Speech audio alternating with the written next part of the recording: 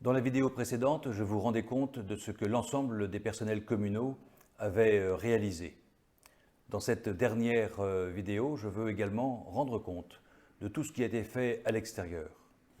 Et je dois vous avouer que la charge la plus lourde pour nous a été notre acharnement à rapidement trouver des moyens de venir en aide à tous les personnels soignants de notre ville et de notre hôpital. Aussi avons-nous dû et pu fournir en gel hydroalcoolique notre hôpital avant que l'Agence régionale de santé ne parvienne à sécuriser les approvisionnements. De même, des équipements médico-sociaux, comme nos médecins et infirmières libérales, ont également bénéficié de ces approvisionnements. Nous avons organisé un appel général à la population et aux entreprises sur toutes les villes bénéficiaires de notre hôpital, afin de rassembler masques, blouses, combinaisons, gants, charlottes, surchaussures, pour protéger les personnels soignants avant que là également les circuits d'approvisionnement puissent peu ou prou être rétablis.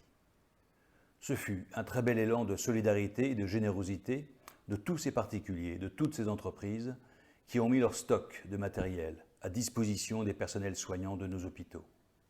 Merci à eux, qu'ils trouvent là l'expression de notre gratitude et de notre reconnaissance.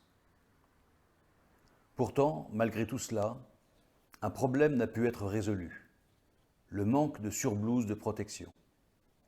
C'est pourquoi, sur proposition des entreprises de confection de nos villes, et grâce à des chefs d'entreprise généreux et courageux, et à des associations entreprenantes, plusieurs milliers de blouses ont été fabriquées et livrées dans nos hôpitaux, permettant enfin à nos personnels soignants d'être mieux protégés. Mais il fallait aussi organiser le lavage régulier et fréquent de ces milliers de blouses supplémentaires que les capacités de lavage ordinaires de nos hôpitaux ne permettaient pas.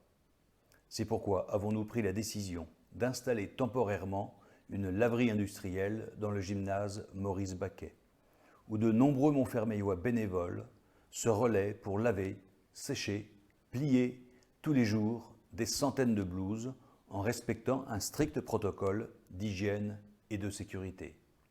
À eux également, gratitude et reconnaissance.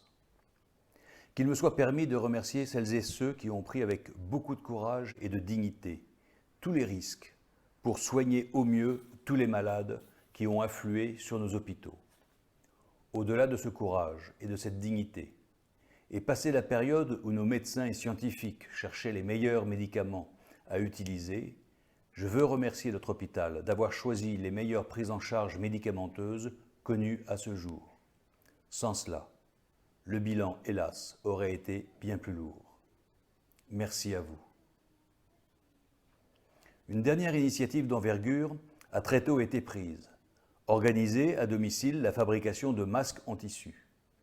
Là également, les premières couturières du son-lumière et du défilé culture et création ont été mises à contribution, puis sont venues se joindre à elles bien d'autres couturières, sans compter bien d'autres initiatives encore. À ce jour, ce sont plus de 40 couturières qui produisent des masques à partir des tissus et élastiques que d'autres Montfermeillois nous ont apportés et continuent à nous apporter. Très tôt, ceci nous a permis d'équiper les personnels d'équipements médico-sociaux et socio-éducatifs présents sur notre ville et d'en faire bénéficier les résidents. Les personnels communaux en contact avec la population ont pu également être équipés.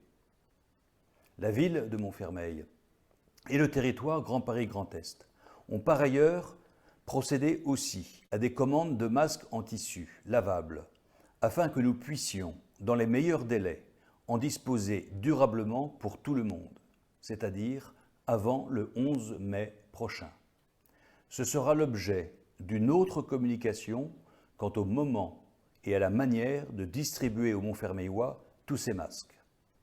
Que cela ne vous empêche pas, avant le prochain déconfinement, de profiter de toutes les possibilités qui vous seraient offertes d'obtenir ou de fabriquer les masques qui nous serviront dans les premiers jours qui suivront le 11 mai prochain. Je finirai donc par là où j'ai commencé. Vous voici présenter l'ensemble du travail mené à ce jour dans le cadre de la lutte contre le Covid-19. Il se poursuit et va être complété par les mesures à prendre en vue du prochain déconfinement. Le Premier ministre prendra la parole demain, mardi. Nous en saurons donc davantage.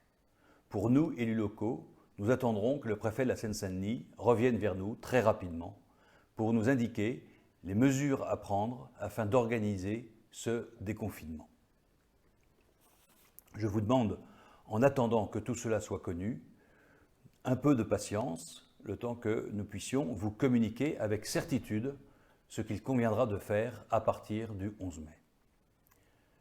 Je vous remercie de votre confiance et de votre patience et vous donne donc rendez-vous très rapidement pour cette nouvelle étape dans l'organisation de notre vie familiale et collective. Je vous souhaite pour finir bon courage et à très bientôt.